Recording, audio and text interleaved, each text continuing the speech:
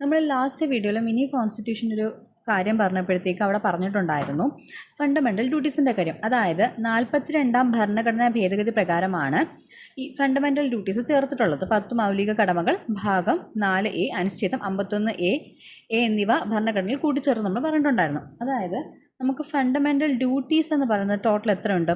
11 ഉണ്ട്. അതിൽ 10 എണ്ണം ഈ 42ാമത്തെ ഭേദഗതി പ്രകാരമാണ് ആഡ് ചെയ്തിട്ടുള്ളത്. അപ്പോൾ ബാലൻസ് ഒരെണ്ണം ഏതാണ്? നമുക്ക് നോക്കാം.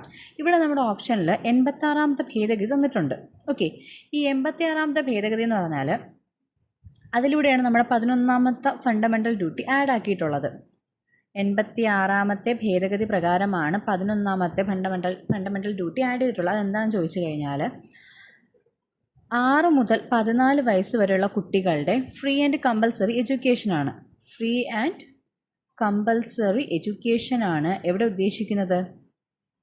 ഈ 11ാമത്തെ ഡ്യൂട്ടി ആയിട്ട് പറഞ്ഞിട്ടുള്ളത്. അത് 86ാമത്തെ ഭേദഗതി പ്രകാരമാണ് വന്നിട്ടുള്ളത്. 2002 ഈ 86ാമത്തെ ഭേദഗതി വന്നിട്ടുള്ളത്. ഓക്കെ ആണല്ലോ? അതും കൂടി മനസ്സിലാക്കി വെക്കുക.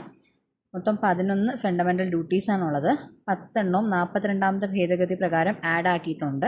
11ാമത്തത് 86ാം ഭേദഗതി പ്രകാരമാണ് ഫണ്ടമെൻ്റൽ ഡ്യൂട്ടി ആയിട്ട് ആഡ് ചെയ്തിട്ടുള്ളത്. അത് 2002 അത് പ്രകാരം എന്താണ് പറയുന്നത്? 6 തൊട്ട് 14 വയസ്സ് വരെയുള്ള കുട്ടികൾക്ക് free and compulsory education provide ചെയ്യണമെന്നാണ്. ഓക്കെ, അപ്പോൾ അതിൻ്റെ കൂടെ അഡീഷണൽ ആയിട്ട് നമുക്കൊരു കാര്യം കൂടെ പഠിക്കാം. റൈറ്റ് ടു എഡ്യൂക്കേഷൻ നമുക്കൊരു മൗലിക അവകാശമാണ്. റൈറ്റ് ടു എഡ്യൂക്കേഷൻ ഏത് ആർട്ടിക്കിളാണ് റൈറ്റ് ടു എഡ്യൂക്കേഷൻ എന്ന് പറയുന്നത്? റൈറ്റ് ടു എഡ്യൂക്കേഷൻ ഏത് ആർട്ടിക്കിളാണ്? Article 21A. ആർട്ടിക്കിൾ 21A ആണ്.